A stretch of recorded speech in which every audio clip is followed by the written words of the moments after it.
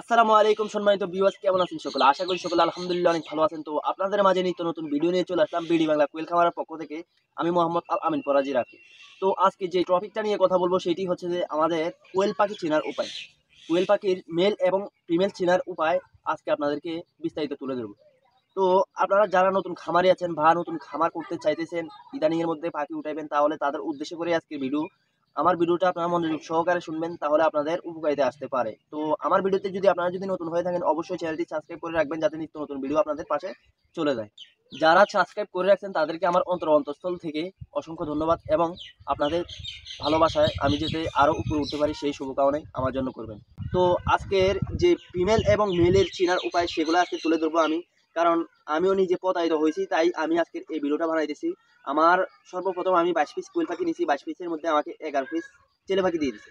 তো 11 পিস চেলে পাখি আপনার 25 গ্রাম করে খাদ্য খাইলে আপনার 250 গ্রাম খাদ্য আপনার মেল পাখিগুলা খেয়ে নেয়। 10 পিস 11 পিস কোয়েল পাখি 250 গ্রাম খাদ্য যেমনি খায়, 250 থেকে 275 গ্রাম খাদ্য 11 পিস পাখি খায়, এবং আর 22 পিস পাখি প্রতিদিন খায় আধা কেজি খাদ্য, বা মনে করেন 625 থেকে 50 গ্রামের মধ্যে খানাটা খায়। আপনার যদি প্রথম অবস্থায় যদি 100 পিস পাখি কিনেন, 100 পিস পাখির মধ্যে যদি আপনার 50 পিসে যদি মেল দিয়ে দেয়, তাহলে কিন্তু আপনাদের লস প্রজেক্টে চলে আসবে, কারণ খানাটা কিন্তু একই খেতেছি কিন্তু ডিম দিচ্ছে না। তো আপনাদের 100 পিস পাখি থেকে আপনারা লক্ষ্য করবেন এটাই, 100 পিস পাখি থেকে আপনার সর্বোচ্চ 10 পিস মানে মেল পাখি হলে চলে, 10 পিস পাখি হলে চলে, বেশি লাগে না। যদি আপনার 100 পিসের থেকে যদি 50 পিসে যদি পাখি যদি মেল দিয়ে দেয়, তাহলে কিন্তু আপনার লস প্রজেক্টে আসবে, এবং এই পাখিগুলা পরবর্তীতে রিজেক্ট হিসাবে বিক্রি করলে আপনার 60 টাকার উপরে বিক্রি করতে পারবেন না, তাহলে আপনার প্রচুর টাকা লস হয়ে যাবে। এই কারণে আপনার 100 পিস পাখি থেকে 10 পিস মেল নেবেন, যাতে বীজ ডিম বার করার জন্য আপনার 10 পিস মেল পাখি হলে চলে, তাহলে আপনার আর কোনো সমস্যা হবে না। আর আমি আপনাদেরকে আজকে ফিমেল এবং মেল চেনার উপায় আজকে আপনাদেরকে চিনিয়ে দিব। আপনারা কখনো প্রতারিত হবেন না আমার এই ভিডিও দেখলে, এবং এরকমভাবে দেখে নিলে আপনারা কখনো প্রতারিত হবেন না। তো আজকে আপনাদেরকে দেখাইতেছি আমি মেল চেনার উপায় এবং ফিমেল চেনার উপায়। তো আমি দুটা পাখি নিতেছি।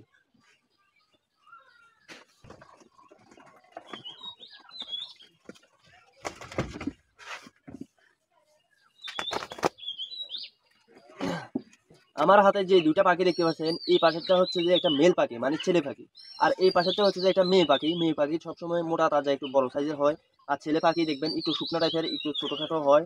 এবং আমি আপনাদেরকে বুঝাই, এই ছেলে পাখি চেনার খুব সহজ পদ্ধতি হচ্ছে যে, সহজ উপায় হচ্ছে যে এইটা, এই বুকের অংশটা দেখবেন যে বাদামি কালার, বাদামি ফুটফুট, লাল বাদামি ফুটফুট। তো দেখতে পাচ্ছেন এটা কিন্তু একটা ছেলে পাখি। আমি ছেলে পাখির উদ্দেশ্যে আর কিছু বলি, এই পাখিটা ডিম দিবে আজকে, আজকে 3টা 4টার দিকে ডিম দিয়ে দিবে, অলরেডি ডিম চলে আসছে। তো ডিম চলে আসছে। এই ফিমেল পাখি চেনার উপায় হচ্ছে যে, এই বুকের অংশটা দেখতে পাচ্ছেন সাদা ফুটফুট, সাদা কালা ফুটফুট, এই জিনিসটা আপনারা লক্ষ্য করে কিনবেন। পিছনের অংশটা কিন্তু অনেক বড় সাইজের থাকে, মানে পিছনের যে বাথরুমের রাস্তাটা আছে ওইটা কিন্তু একটু বড় সাইজ হয়। আর ছেলে পাখিটা, আমি ছেলে পাখির ক্ষেত্রে আমি আপনাদেরকে বুঝিয়ে বলতেছি।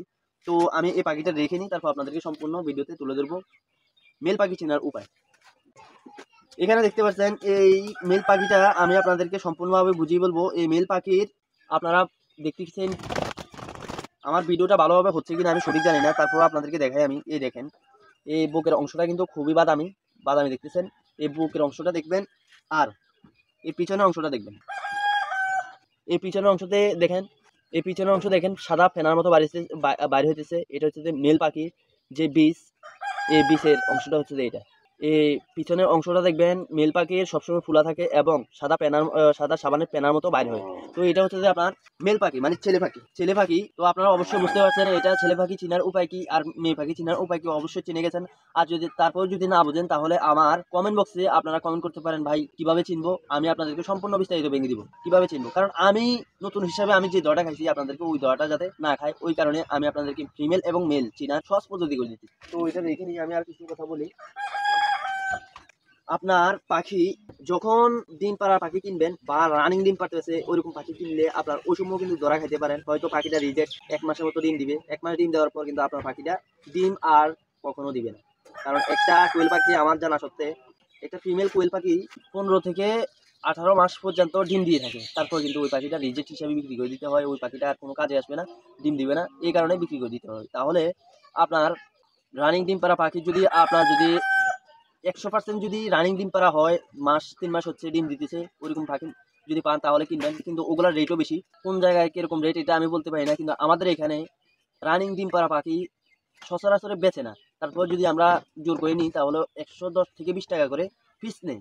এক পিস পাখি 110 থেকে 20 টাকা করে নেয়, আনলে ডিম দিবে এরকম। তো রিজেক্ট হিসাবে পাখি এখানে মনে করেন যেগুলা বেচে এগুলা সব দোকানে নিয়ে বিক্রি করে দেয়, দোকানে বিক্রি হয়।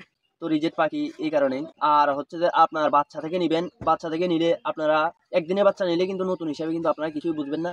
বোরিং বোরিং টাইম কি করতে হয়, কিভাবে বোরিং করতে হয়, কিভাবে ছোট থেকে বড় করতে হয়, কি কি ভিটামিন এবং কি অ্যান্টিবায়োটিক ওষুধ খাওয়াতে হয়, এগুলো আপনারা বুঝবেন না। তার কারণে কি করবেন, 30 থেকে বা মনে করেন 25 থেকে 30 দিন বয়সের বাচ্চা কিনবেন, যাতে আপনার পাখিটা 40 থেকে 45 দিন বা 55 দিন বা 60 দিনের মাথায় কিন্তু একটা কোয়েল পাখি ডিম দেয় 100%। 60 দিনের মাথায় কিন্তু ডিম দিয়ে দিবে 100%।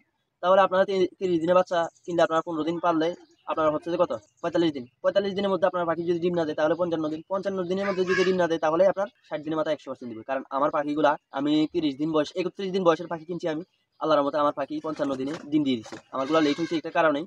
তো সেই কারণটা হচ্ছে যে আমার খাদ্য তালিকাটা ঠিক থাকে না, এই কারণে।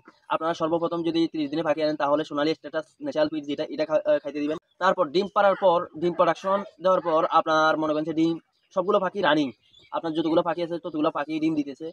এই ততগুলো পাখির জন্য আপনার লেয়ার 1 ম্যাশ পিট যেটা আছে এটা আপনার খাওয়াতে হবে সোনালী স্ট্যাটাস ন্যাচারাল পিটের সাথে মিক্সার করে 10 থেকে 15 দিন খাওয়াবেন। 15 দিন পর শুধু লেয়ার 1 পিটটা খাওয়াবেন, তারপর এটা খাওয়াবেন।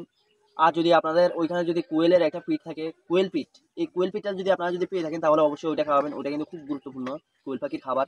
এটা কিন্তু ডিম পাড়ার আগে খাওয়াতে পারবেন না, আপনাদেরকে আগে বলে রাখছি আমি।